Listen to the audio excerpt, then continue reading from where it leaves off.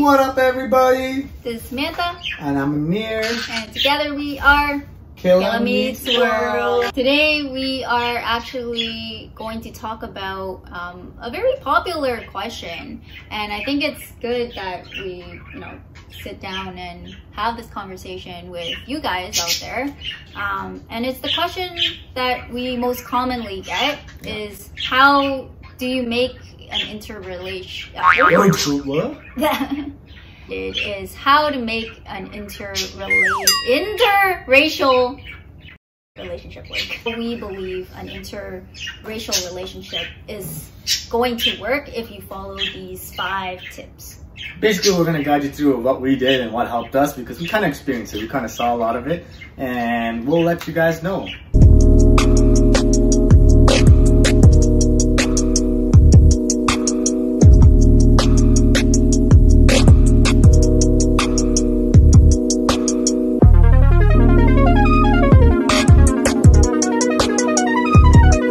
Tip number 1 on how to make an interracial relationship work is to first be fully accepting that there's going to be challenges in the relationship. Whether you're an Indian Vietnamese couple like us, or you are black and white and Asian, whatever mixed race you are, there is always going to be some kind of culture clash, and you need to be accepting of that. Now, what are some examples of culture clashes that we face so the audience can relate to us? So for example, I'd say when I first found out that Amir was Punjabi, I already had a sense in my head that there was going to be some kind of culture concerns, especially with Indian culture. So again, reiterating what I've said in many videos, that the fact that an arranged marriage was a possibility was like a huge knife over our heads, or my head, that is. And yeah, that's like something that you have to accept as a potential challenge. But you also need to understand that, these are very much like stereotypes and assumptions. You need to know the individual yourself and whether that's the truth or not. There's going to be challenges in relationships, whether it's interracial or not. It's just that the interracial part will bring certain other things into play.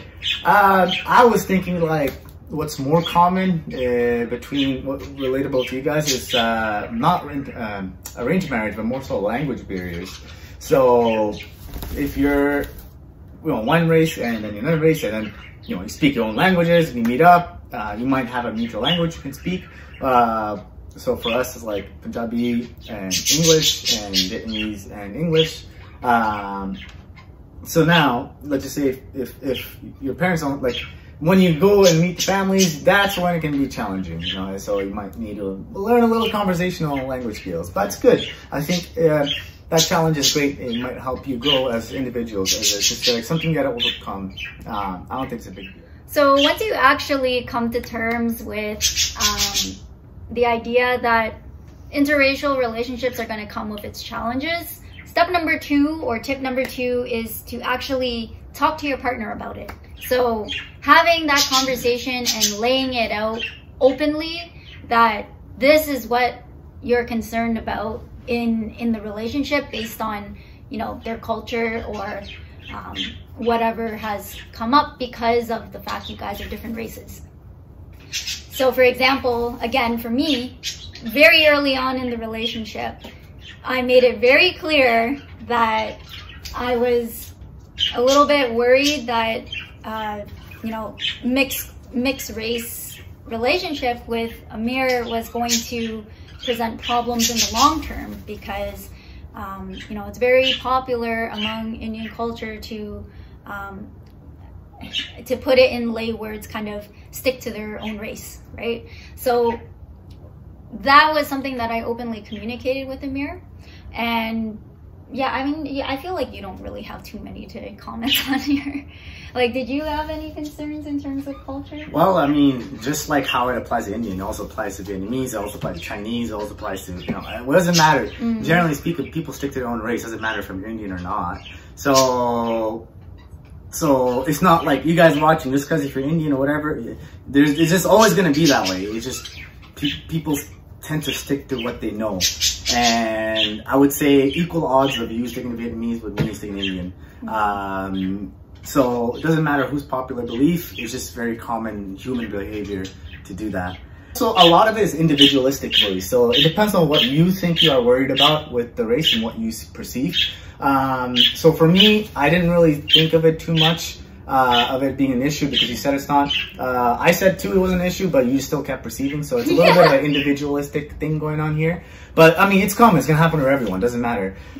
Yeah, and that kind of falls in line with like, you know, being able to openly communicate, because if you are not expressing these concerns now, then it's not going to be easier like later down the line when, you know, your partner is thinking, oh, you never told me about this, but then it was something that you were concerned about from the beginning. So just make sure that you're, you know, laying it out straight, like just no filter, no strings attached, like express your concerns and, you know, see what your partner says, and you know, if you come to terms with what they're saying and you accept it, then that's on the individual, that's on you. What tips can you give advice on the family remark? Because a lot of the people ask, you know, I love him, or she loved me, whatever, but my parents are so and so. Like when it comes to family, of course family is a huge part of a relationship. It's inevitable. You know, especially among, like, I'd say Asian communities are very big on, you know, involving family in serious relationships, especially for the long term. So my advice in terms of, you know, handling that and maneuvering through that is to always just be respectful to, you know, the family's wants and needs and, you know, what they expect of you guys, right?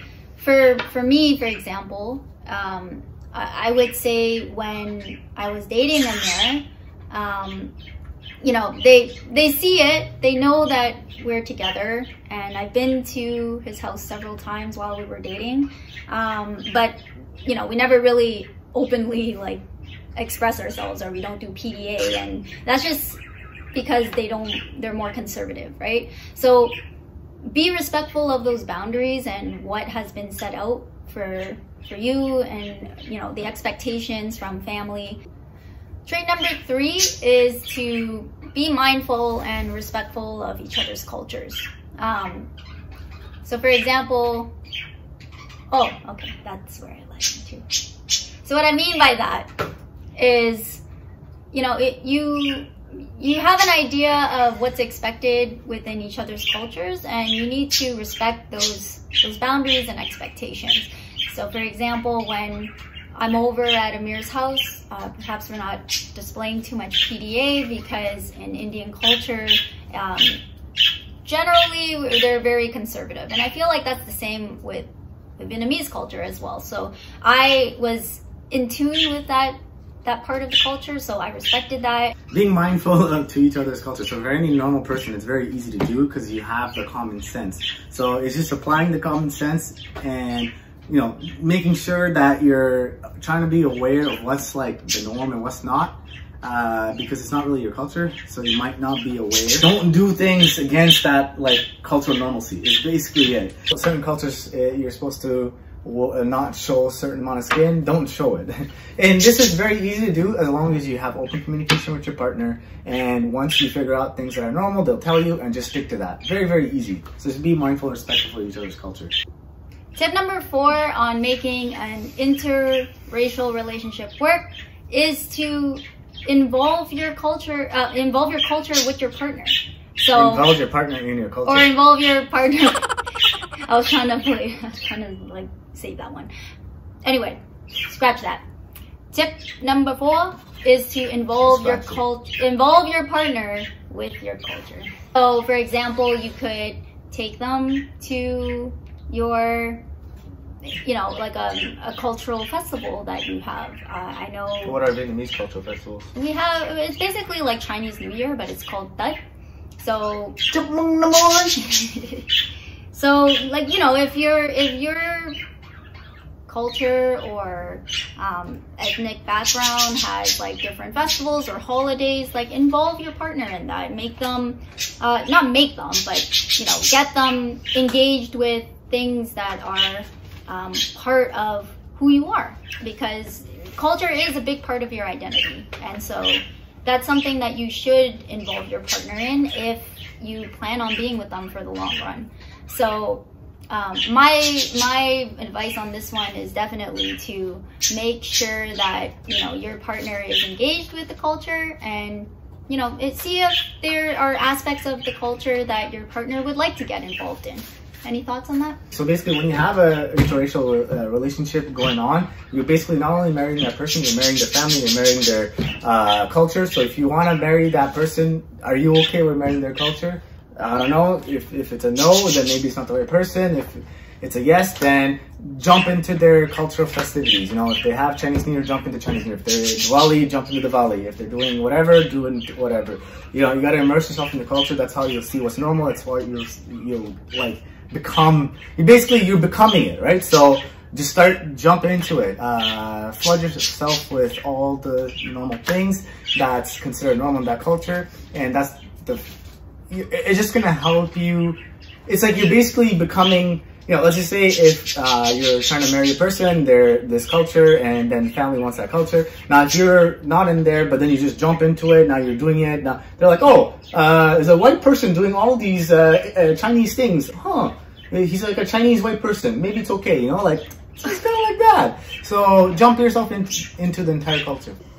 All right, guys, tip number 5 is find out the weakest link in the relationship you have going and aim to resolve it, make a plan of action. So there's no two interrelationships that are the same, because there's so many races. So each combination is going to come with like unique type of problems that, you know, like maybe you're having that we're not having, or we had that you're not having. Like, so that's what I'm saying is that find out what's the biggest problem, the most whatever overaching worry that you have. For example, she was like, oh my god, she had nightmares that I got arranged marriage to other girls like all the time. I'm like, babe, no, chill.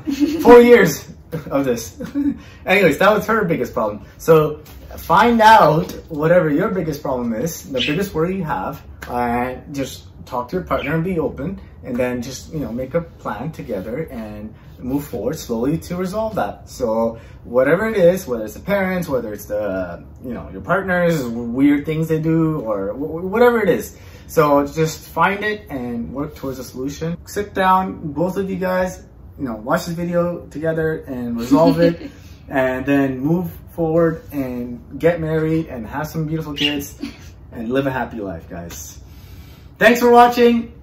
Stay tuned for our next video. Hit that like button, hit that subscribe button, hit that notification bell, and see you next time.